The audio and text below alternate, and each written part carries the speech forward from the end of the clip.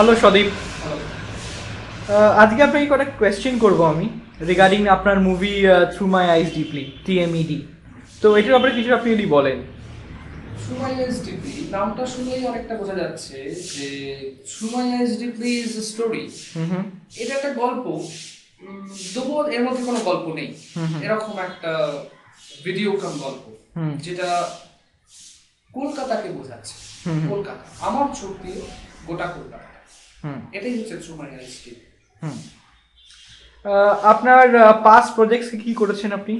আমি আগে short film direction দিয়েছি, বন্ধ বলে একটা নমিনেটেড শর্ট ফিল্ম আমি ডিরেকশন দিয়েছিলাম। তারপর স্বপ্নের ডিগ্রি ডিরেকশন দিই আমার স্কুল ফ্রেন্ডসদের নিয়ে। স্বপ্নের ডিগ্রি ডিরেকশন দেওয়ার পর আমি কলেজে ঢুকি, স্কটিশ চার্চ কলেজ।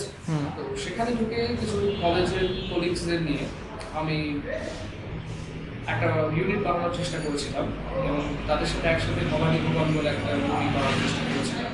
সেটা মুভিটা প্রায় অনেকটা দূরে গিয়েছিল, কিন্তু তারপর পুরোটা এগোয়নি, কেন আমার কাছে খুব একটা বেশি ক্লিয়ার না। তারপর বেশ কিছুদিন পর এই মুভিটা দেখা যাক কিরকম।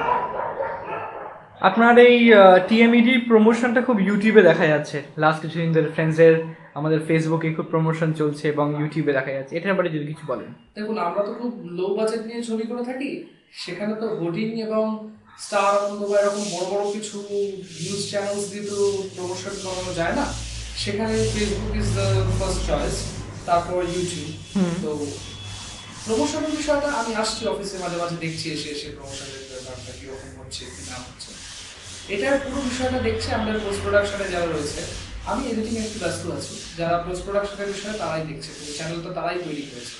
SB2R প্রোডাকশনস, ওটার একটা ফুল ফর্ম আছে, সদীপ ভট্টাচার্য আর শুভব্রত প্রোডাকশনস। শুভব্রত মেনলি এটা দেখছে। আপনাদের ইউনিট কেমন, ইউনিটের সাথে কাজ করে কেমন লাগছে? খুব ভালো, খুব ডেডিকেটেড ইউনিট। আমার বলা উচিত যে পল্লব বলে একটা ছেলে খুব খেটেছে, সত্যি, মানে এদের নাম না করলে বলা যায় না, খুবই খেটেছে। এবং ওই প্রোডাকশনের পুরো বিষয়টাতে ছিল টাকা পয়সা দেখা এগুলো একেবারেই প্রচণ্ড ভালোভাবে কেটেছে। এবং ইউনিটের সাথে আলাপটা খুব খুব ইউনিক। আমি 17 কলকাতা ফিল্ম ফেস্টিভ্যালে ছবি দেখছিলাম, আমাকে একটা ডেডিকেট কার্ড পেয়েছিলাম, আমি সেখানে ছবিটা দেখছিলাম। সেখানে আমার বন্ধু সুচেতনের সাথে আমার একদিন দেখা। তো সুচেতনের বন্ধু, একটু বোঝার চেষ্টা করুন টেলিপ্যাথিটা কীভাবে যায়।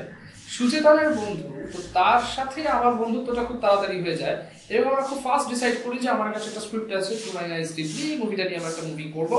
এবং আমরা শর্ট মিটিং করে আমরা এই কাজটা করা শুরু করি। ফিল্মিং লোকেশনস কোথায় হয়েছে TMED? আপনারা বুঝতেই পারছেন, আমি প্রথমেই বললাম যে কলকাতা নিয়ে ছবি যখন গোটা কলকাতাটাকেই ধরে রাখার চেষ্টা করা হয়েছে। নর্থ ক্যালকাটা মেইনলি ধরে রাখা হয়েছে, কারণ আমার একটা নস্টালজিয়া কাজ করে নর্থ ক্যালকাটা দেখলে। ট্রাম, টানা রিক্সা, এগুলো নর্থ ক্যালকাটা, যদিও সাউথে কালীঘাটের দিকে এগুলো দেখা যায়, তো সেগুলো আমরা দেখতে পাই। সরি।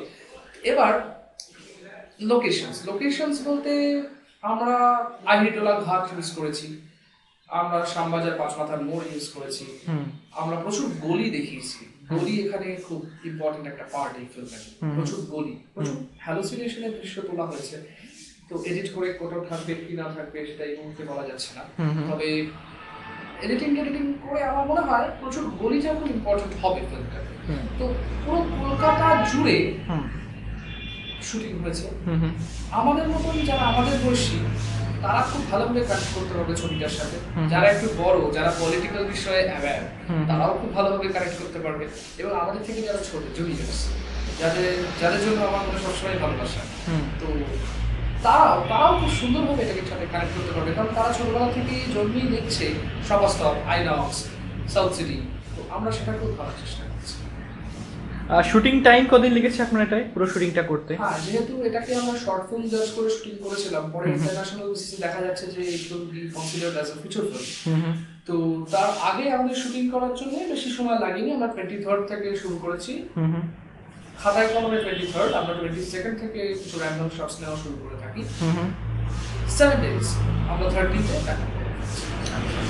যেহেতু এটা ইউটিউবে যাচ্ছে, এটা পাবলিক ভিডিও হিসেবে ট্রিট করা হচ্ছে, ইন্টারন্যাশনাল অনেক অডিয়েন্সরা দেখতে পারে ব্যাপারটাকে, তো তো সেটার ব্যাপারে আমরা কি কি আপনি ভেবেছেন? আপনি নামটা দেখেই বুঝতে পারছেন যে through my eyes deeply. Through my eyes deeply নামটা একটা ফার্স্টলি অ্যাপ্রোচ হচ্ছে এটা একটা বেঙ্গলি ফিল্ম, কিন্তু তার নাম কেন ইংলিশ? কলকাতা নিয়ে যেহেতু ছবি, কলকাতা আমরা প্রত্যেকেই জানি যে কলকাতাটা একটা মেট্রোপলিটন সিটি, তাই জন্য একটা মেট্রোপলিটন নাম আমাকে খুঁজতে হয়েছে। যেটা থ্রু মাই আইস ডিপলি, এটা প্রত্যেকের জন্যই ক্যাচি। এবং থ্রু মাই আইস ডিপলির বাংলা করলে মানে আমার চোখ দিয়ে গভীরভাবে, এটা একটা সিনেমার নাম হয় না, খুব একটা ক্যাচি হয় না, একটা ক্যাপশন হয় না, একটা পাঞ্চ খুব কোথায় যেন একটা বেশি। তো সেই জায়গায় through my eyes deeply has got a punch. তো সেইটা আমরা রাখার চেষ্টা করেছি। এবং অবভিয়াসলি মুভিতে তো একটা সাবটাইটেল থাকবে, কারণ এটা ট্রাভেল করছে ইন্টারন্যাশনাল বেসিসে, ইউএসএ যাচ্ছে, বার্লিন যাচ্ছে, সিডনি যাচ্ছে। ব্রিটিশে আমরা চেষ্টা করছি ব্রিটিশ ফিল্ম ফেস্টিভ্যালে দেখা যাক কি হয়। তো পুরোটাই ঘুরে আসুক, দেখা যাক, পুরোটাই ফেট। ফিল্মের প্রোডাকশন বা প্রোডিউসারকে নিয়ে কি মতামত? একদম একদম, প্রোডিউসার তো মেইন। তার কারণ হচ্ছে একটা ফিল্ম তৈরি করতে গেলে যতটা ইউনিটে ডেডিকেশন লাগে ততটাই ডেডিকেশন লাগে প্রোডিউসারে। আচ্ছা, কারণ প্রোডিউসার যদি মানি এবং ক্যাপিটাল আমাদের না দেয়, তাহলে আমরা ঘুরে পুরো কলকাতা নিয়ে কভার করাটাই আমাদের পক্ষে চাপ। আমরা প্রত্যেকেই মিডিয়াকর ফ্যামিলি থেকে উঠে এসেছি, তাই জন্য এত বড় একটা অ্যামাউন্টের টাকা দিয়ে মুভিটা তৈরি করা আমাদের পক্ষে সম্ভব ছিল না। তবু আমরা ভেবেছিলাম যে ফার্স্টে কিছু কিছু করে টাকা ডোনেট করে মুভিটাকে চালাবো, কিন্তু পরে দেখলাম যে না, ঠিক সেভাবে মুভিটা চালানো যাচ্ছে না, ক্যাশ পজিশন ল্যাক করে যায়। আমরা পুরো ডিমোরালাইজ হয়ে পড়েছি, মুভিটা হয়তো বন্ধ করে দিতে হবে, যেটা এই মুভিটাও একটা পার্ট। মুভিটা দেখলে হয়তো বুঝবেন যে কিভাবে আমাদের স্বপ্নগুলো বন্ধ হয়ে যায়। তো তারপরে আমি যার কথা মাথায় সবার আগে স্ট্রাইক করে সেটা হচ্ছে শুভব্রত, আমার স্কুল ফ্রেন্ড। স্বপ্নের দিকে যারা যারা দেখেছেন, যেসব ভিউয়ার্সরা, তারা জানেন যে শুভব্রত কে।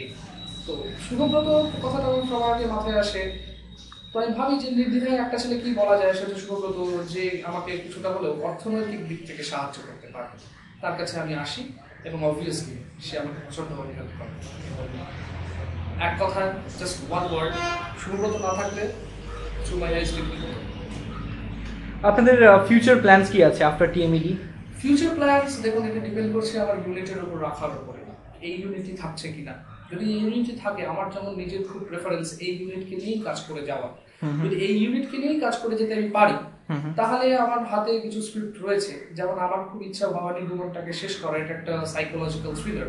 সেটা যদি শেষ হয়ে যায় তাহলে পাবলিক খুব খুশি হবে, দেখবে মুভিটা। যদিও আমি পাবলিককে খুব একটা বেশি ম্যাটার দেখি না, করি না, তার কারণ আমি মাসকে হ্যাপি করাতে পারবো না, আমি ক্লাসকে হ্যাপি করানোর চেষ্টা করি। যাই হোক, তো সেখান থেকে আমরা এটুকু বুঝতে পারছি যে আমি ভবানী ভবনটা কমপ্লিট করার ইচ্ছে আছে। আপকামিং একটা ছুট বলে একটা প্রজেক্ট আছে। আর তার থেকে বড় কথা, শুভব্রত তো ক্যাশ পজিশনটা দেখতে হবে, ও তো ক্যাশের বিষয়টা দেখছে, ওকেও তো প্রডিউস করতে হবে। সবটাই ডিপেন্ড করছে আমাদের ইউনিট এবং একটা মিটিংয়ের উপর। এবং আমি একটা কথা মিস করে গেলাম, হয়তো এই কথাটা আমার বলা উচিত, সেটা হচ্ছে কৌশিক। কৌশিক অ্যাক্টর, যে এখানকার ফার্স্ট পার্সন হিসেবে অভিনয় করছে, যার অটো ক্যামেরা অ্যাঙ্গেলসে দর্শক সিনেমাটা দেখতে পারবে। তার অ্যাক্টিং দুর্ধর্ষ তার অ্যাক্টিং। এবং নির্মল, নির্মল যে ক্যারেক্টারটা করছে সেটা খুব খুব সাসপেন্স একটা ক্যারেক্টার, খুব ভালো একটা ক্যারেক্টার, একটা বিবেকের কাজ করছে নির্মল আমাদের। সেখানে নির্মল দুর্ধর্ষ, আই মাস্ট সে আমি প্রচুর ক্লাস অ্যাক্টরস পেয়েছি। এনিওয়েজ, থ্যাংক ইউ, খুব ভালো লাগলো আপনার সাথে কথাটা বলে, পুরো ব্যাপারটা ডিসকাস করে। Thanks a lot, thank you.